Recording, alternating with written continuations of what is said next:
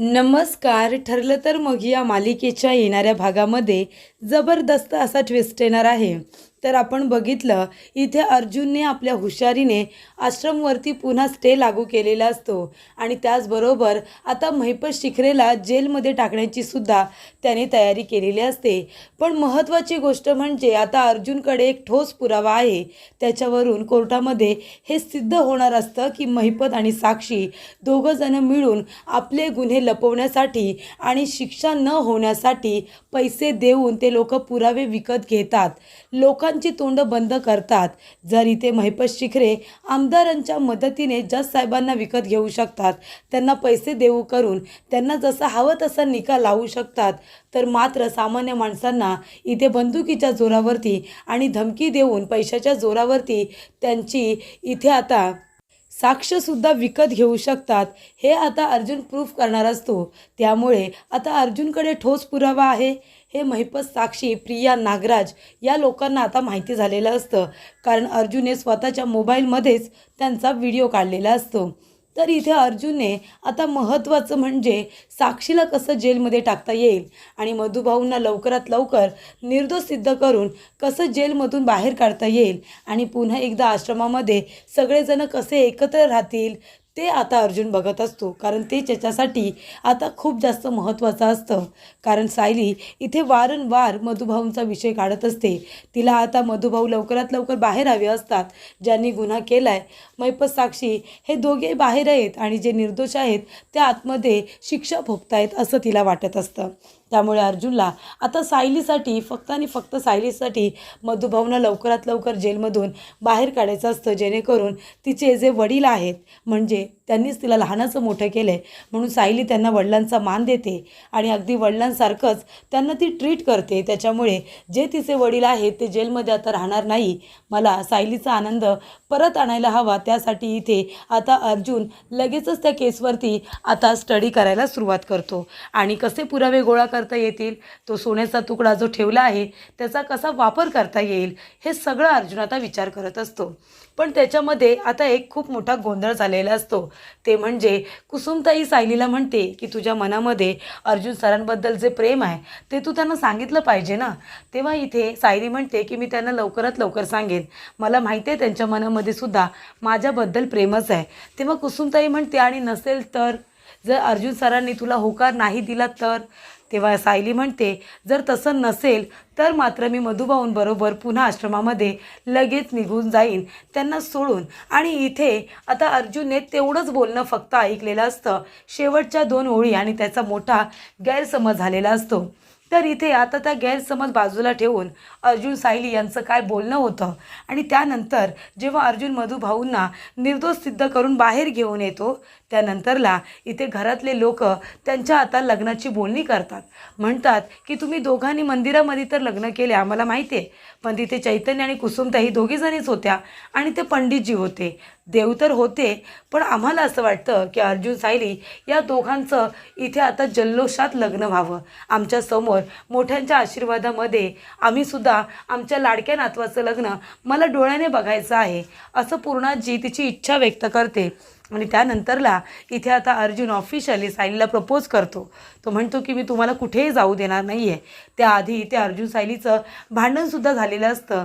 मग अचानकपणे इथे अर्जुन सायलीला प्रपोज कसं काय करतो आणि मग भांडण झालेलं असतानासुद्धा मधुभाऊंना निर्दोष कसं काय करतो, आजच्या भागामध्ये सविस्तरपणे बघूया.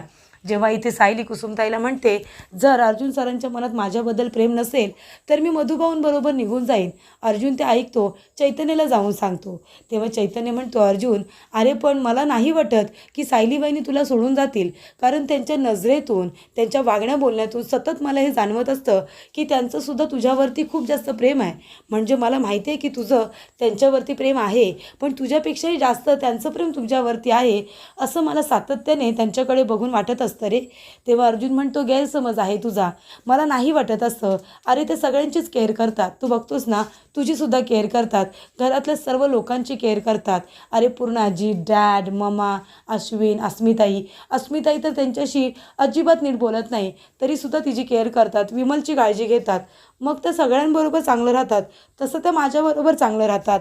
मला नाही वाटत की त्यांना माझ्याबरोबर आयुष्यभर इथे राहायचं आहे. कारण त्या म्हणत होत्या मधुभाऊ आल्यानंतर त्या त्यांच्याबरोबर आश्रमातून निघून जातील. मग काय अर्थ या सगळ्याला? मला सायलीला माझ्यापासून दूर होऊ द्यायचं नाही आहे. पण त्यांना जर मी आवडतच नसेन, त्यांचं जर माझ्यावरती प्रेमच नसेल, तर मग त्या माझ्याबरोबर इथे कशा काय राहतील? मी त्यांना कसं काय प्रपोज करणार आहे? म्हणजे आता मला त्यांच्यासाठी मधुभाऊंना लवकरात लवकर बाहेर काढायचं आहे, जेणेकरून मी सायलीला प्रपोज करेन. पण ती माझं प्रपोजल जर तिने ॲक्सेप्टच नाही केलं, ती जर मधुभाऊंबरोबर निघून गेली, तर मी त्यांच्याशिवाय कसं काय राहणार आहे? तेव्हा इथे चैतन्य म्हणतो, तुझा काहीतरी गैरसमज झाला असेल. मला असं नाही वाटत की सायली वहिनी तुला सोडून जातील. अरे त्यांच्या वागण्यात, त्यांच्या तुझ्याकडे बघण्यात किती प्रेम आहे तुला माहिती आहे. त्या किती केअर करतात तुझी. तुला कधी सर्दी होते, तुला कधी ताप येतो, कधी तुला AC नको आहे, कधी तुला कॉफी हवी आहे, तुला जेवणात काय आवडतं, तुला ब्रेकफास्टमध्ये काय आवडतं.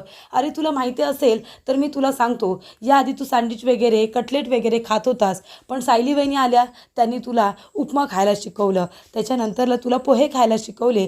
पण नंतर त्यांना कळलं की तुला याच्यापेक्षा सँडविच आवडतो, याच्यापेक्षा तुला इथे इडली आवडते, तुला जे जे पदार्थ आवडतात त्यासुद्धा त्या बनवायला शिकल्या रे, आणि तुझ्यासाठी त्या बनवायला लागल्या, हो की नाही? तेव्हा अर्जुन म्हणतो, होय तर खरं आहे. मग इथे चैतन्य म्हणतो, अर्जुन अरे मग हे प्रेम नाही आहे तर काय आहे रे? म्हणजे बघ ना, तुझ्या छोट्या छोट्या गोष्टींचा त्या हिशोब ठेवतात. म्हणजे तुला कधी कुठे जायचं आहे, तू कुठले कपडे घातलेस, कुठले नाही घातलेस, कुठले कपडे तुला उद्या घालायचे आहेत, प्रत्येकाला इस्त्री करणं, तुला काय हवं नको ते बघणं, तुला राग आला तर तुझा राग सहन करतात, तुझी चिडचिड सहन करतात, पण तुला त्या काहीच बोलत नाही, समजून घेतात ना. तुझ्यावरती एवढं जीवापाड प्रेम करतात, तरी तू असं म्हणतोयस की सायलीचं तुझ्यावरती प्रेम नाही आहे, त्या मधुभाऊंबरोबर जाणार आहेत. हे बघ, मला असं वाटतं कुसुमताईचं आणि सायलीचं बोलणं तू अर्धवट ऐकलेस. तेव्हा अर्जुन म्हणतो, नाही असं काय नाही आहे, मला असं नाही वाटत. त्या जसं सगळ्यांची काळजी घेतात, मला असं वाटतं त्या तशीच माझी काळजी घेतात. त्यानंतरला अर्जुन खूपच जास्त अपसेट झालेला असतो. तेव्हा सायलीला आता आपल्या मनातलं बोलायचं असतं, कारण ती कुसुमताईला म्हणालेली असते. तेव्हाही ते सायली म्हणते की अर्जुन सर, तुम्हाला तर माहिती आहे आता मधुभाऊ सुटल्यानंतर मग मी आश्रमामध्ये निघून जाईल, आपलं लग्न संपेल ना. मग तिथे गेल्यानंतर घरातले लोक तुम्हाला प्रियाबरोबर पुन्हा लग्न करायला सांगतील, मग तुम्ही काय कराल? जर तुम्हाला प्रियाबरोबर लग्न करायला सांगितलं तर? आणि जर तुम्ही प्रियाबरोबरचं लग्न टाळण्यासाठी जसं माझ्याबरोबर लग्न केलं होतं, तसं तुम्ही दुसऱ्या मुलीबरोबर पण लग्न कराल का? असं इथे सायली आता विचारते. अर्जुन म्हणतो, तुम्हाला काय करायचं आहे? तसंही तुम्ही मधुभाऊ सुटल्यानंतर तुम्ही त्यांच्याबरोबर आश्रमामध्ये जाणारच आहात ना, असं ठरवलं आहे तुम्ही. मग तुम्ही गेल्यानंतर मी कुणाशी लग्न करेन, मी काय करेन, मी कसा राहीन, याचा विचार तुम्ही आत्ताच कशाला करताय? त्याचा विचार करायची तुम्हाला गरज नाही आहे. तुम्ही तुमचं बघा, मधुभाऊ लवकरच सुटतील, मग तुम्ही जा आनंदाने त्यांच्याबरोबर, मला काही फरक पडत नाही. तर इथे आता अर्जुनला राग आलेला असतो. सायलीला असं वाटतं की अर्जुन माझ्या जाण्याची वाट बघतोय, एकदा मधुभाऊ आले बाहेर की मग तू निघून जा त्यांच्याबरोबर, असं अर्जुन रागाने बोलला होता. पण सायलीला असं वाटतं कदाचित अर्जुन माझी लवकरात लवकर जाण्याची वाट बघतोय. तेव्हा आता ती अपसेट झालेली असते, ती सॅड झालेली असते. नंतरला इथे अर्जुन आता पुरावे शोधत असतो, असे पुरावे ज्याच्यावरती साक्षीचे फिंगरप्रिंट्स मिळतील. त्याच्यानंतरला असे काही पुरावे की साक्षी त्यावेळेला आश्रमामध्ये होते आणि तिनेच विलासचा खून केला आहे. त्यामुळे इथे आता अर्जुनला असे पुरावे मिळालेले असतात.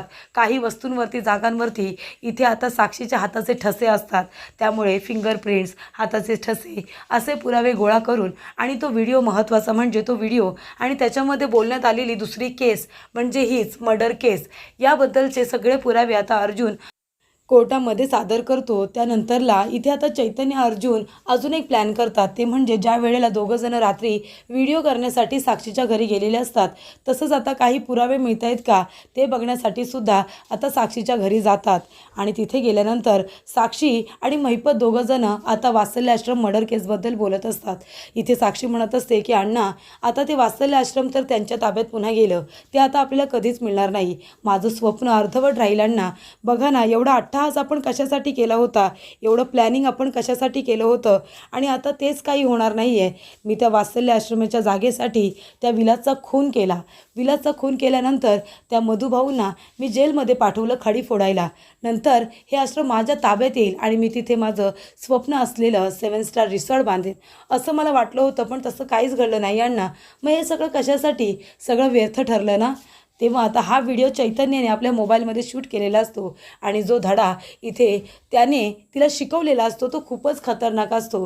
म्हणजे ज्या वेळेला साक्षीमुळे इथे चैतन्याची सनद गेलेली असते, पण इथे आता चांगलंच थोबाडीत मारलेलं असतं चैतन्याने असा व्हिडिओ करून. आणि तो व्हिडिओसुद्धा आता पुरावा म्हणून अर्जुनकडे आलेला असतो आणि आता हे पुरावे सगळे कोर्टामध्ये सादर केले जातात आणि अर्जुन अगदी उत्तमरित्या आपले मुद्दे मांडतो आणि मधुभाऊ कसे निर्दोष आहेत आणि साक्षी शिखरे कशी गुन्हेगार आहे हे सगळं व्यवस्थितरित्या मांडल्यानंतर आता इथे मधुभाऊंना आता सोडण्यात आलेलं असतं. मधुभाऊंनी काही केलेलंच नाही आहे. त्यांचे ना कुठे फिंगरप्रिंट्स आहेत, ना त्यांनी बंदुकीला हात लावला आहे. बरं गोळी मारली, पण मधुभाऊंकडे बंदूक आली कुठून? बंदूक तर तिथे नव्हती. त्या बंदुकीवरती फिंगरप्रिंट्स कुणाचे आहेत यासुद्धा चेक केल्या गेलेल्या नाही आहेत. हे सगळं आता तिथे बघितलं गेलं तेव्हा आता बंदूक ही नेमकी कुणाच्या नावावरती आहे, तिचं लायसन्स कुणाकडे आहे, तर तिचं लायसन्स हे साक्षीच्याच नावावरती असतं. त्यामुळे साक्षी आता पूर्णपणे फसलेली असते आणि तीच दोषी आहे हे कोर्टामध्ये सिद्ध झालेलं असतं. त्यामुळे मधुभाऊ सुटलेले असतात. इथे सायलीला आनंद तर झालेला असतो, पण तिला आता आठवतं अर्जुन म्हणालेला असतो की मधुभाऊ आल्यानंतर तुम्ही तर जाणारच आहात ना त्यांच्याबरोबर, तुम्ही जा त्यांच्याबरोबर आनंदाने राहा. तर इथे सायलीला असं वाटत असतं की आता माझ्या जाण्याची सुद्धा वेळ आलेली आहे. तर इथे आता घरी सगळेजण आनंदाने येतात. सायलीचा आनंद तर गगनात मावेत नसतो, कारण मधुभाऊ सुटलेले असतात, आश्रम परत मिळालेलं असतं, सगळं संकट दूर झाल्यासारखं तिला वाटत असतं. आणि तेवढ्यातच इथे पूर्णाजी म्हणत असते की चला आता सायली तुझे वडीलसुद्धा घरी परत आले आहेत आणि आता सगळं काही अलबेल आहे, सगळं काही छान आहे.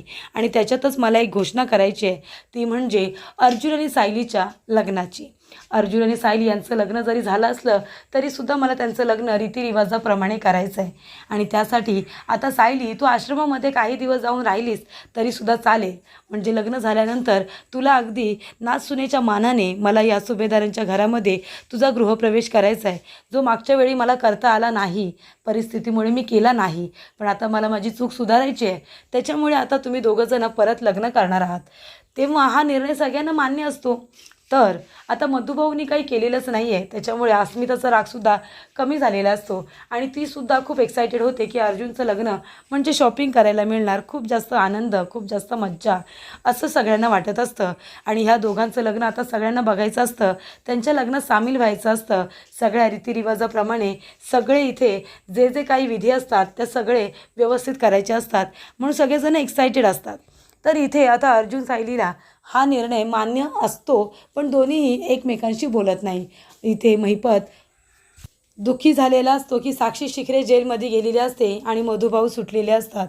तर इथे आता मधुभाऊंना आनंद झालेला असतो की सायलीच्या लग्नामध्ये त्यांनासुद्धा आता सामील होत येणार असतं आणि मधुभाऊ येईपर्यंत हे सगळेजण थांबलेले असतात त्या दोघांचं लग्न लावून देण्यासाठी. याचासुद्धा त्यांना खूप जास्त आनंद होतो. तर इथे एक वडील म्हणून आता मला कन्यादानसुद्धा करता येईल असं त्यांना वाटत असतं. म्हणून इथे मधुभाऊंच्या डोळ्यातून आता आनंदाचे अश्रू जे वाहत असतात ते काही थांबत नाही आणि सायली पण खुश होते. तेव्हा इथे अर्जुन सायली दोघेही गप्पा असतात, तिथे काही बोलत नाही. रूममध्ये गेल्यानंतर सायली म्हणते, पण अर्जुन सर आपण दोघंजणं लग्न कसं काय करू शकतो, म्हणजे खाली तुम्ही कुणाला काही सांगितलं का नाही? कारण बघा ना आता मधुभाऊ परत आलेत तर तुम्हीच म्हणाला होतात ना की मी त्यांच्याबरोबर जायचं म्हणून. तेव्हा अर्जुन म्हणतो, मी कुठे तुम्हाला त्यांच्याबरोबर जायला सांगितलं होतं? तुम्हीच कुसुमताईंना म्हणाला होतात की जर मधुभाऊ परत आले तर मी त्यांच्याबरोबर आश्रमात निघून जाईन म्हणून. तेव्हा तुम्ही माझा किंवा या घरातल्या लोकांचा अजिबातच विचार केला नाहीत ना. जर तुम्हाला जायचं असेल तर तुम्ही जा. तेव्हा सायली म्हणते, सर मी कुठे म्हणाले की मला जायचं आहे म्हणून, तुम्ही पूर्ण बोलणं ऐकलं होतं का आमचं? तेव्हा इथे अर्जुन म्हणतो, पूर्ण काय ऐकायचं होतं? शेवटचं जे काही ऐकलं त्याच्यावरून मला कळलं की तुम्हाला माझ्याबरोबर इथे राहायचं नाही आहे, तुम्हाला जायची खूप घाई लागली आहे ना, जा आता मधुभाऊ आलेत परत. तेव्हा सायली म्हणते, सर तुम्ही हे काय बोलताय? तुम्ही पूर्ण माझं बोलणं ऐकलेलंच नाही आहे. तेव्हा इथे सायली म्हणते, सर तुमची काय इच्छा आहे? मी इथे राहायचं तुमच्याबरोबर, तुमच्या कुटुंबाबरोबर, की मग मी इथून जायचं? तुमचा निर्णय काय आहे ते तुम्ही मला सांगा. तेव्हा अर्जुन इमोशनल होतो आणि म्हणतो, मिसेस सायली तुम्हाला कधीच माझ्याकडे बघून असं वाटलं नाही का हो की मी तुमच्यासाठी काय आहे, तुम्ही माझ्यासाठी काय आहात? मी हे सगळं का करतो, एवढा अट्टाहास कशासाठी? हे लोक एवढा आपला त्रास देत होते तरीसुद्धा या सगळ्यातून मी मार्ग काढला, मधुभाऊंना सोडवलं, आश्रम वाचवला. हे सगळं कुणासाठी? तुमच्यासाठी ना. हे सगळं याच्यासाठी नव्हतं की तुम्ही मला सोडून जावत, हे सगळं याच्यासाठी होतं की तुम्ही खुश राहायला पाहिजे, आनंदी राहायला पाहिजे. तेव्हा इथे अर्जुन म्हणतो की सायली, मी तुमच्यावरती खूप प्रेम करतो आणि तुम्ही मला माझ्याबरोबर आयुष्यभरासाठी हव्यात. माझ्याबरोबर, माझ्या घरातल्यांबरोबर मला तुम्ही बायको म्हणून हव्यात आणि मला बायको म्हणून तुम्हाला सगळीकडे मिरवायचं आहे अभिमानाने. जे जे केलं नाही ते सगळं करायचं आहे. फिरायला घेऊन जायचं आहे, मूवीला जायचं आहे. तुम्ही राहाल ना माझ्याबरोबर आयुष्यभरासाठी? तर इथे आता अर्जुनचं प्रपोजल इथे सायलीने सुद्धा एक्सेप्ट केलेलं असतं. तेव्हा इथे सायली म्हणते, सर मलासुद्धा तुम्हाला सोडून जायचं नाही आहे. मलासुद्धा तुम्हाला मानाने, अभिमानाने अहो अशी हाक मारायची आहे. माझ्या नावाच्या पुढे मला सायली अर्जुन सुभेदार असंच लावायचं आहे. मला तुमच्या नावाने सगळीकडे मिरवायचं आहे. माझी ओळख निर्माण करायची आहे. मला आयुष्यभरासाठी तुमच्याबरोबर, आपल्या कुटुंबाबरोबर राहायचं आहे असं सायली म्हणते. आणि त्यामुळे ते दोघेही खूपच जास्त आनंदाने आता एकत्र आलेले असतात आणि पुन्हा एकदा लग्न करण्यासाठी ते सुद्धा रीतिरिवाजाप्रमाणे आता तयार झालेले असतात.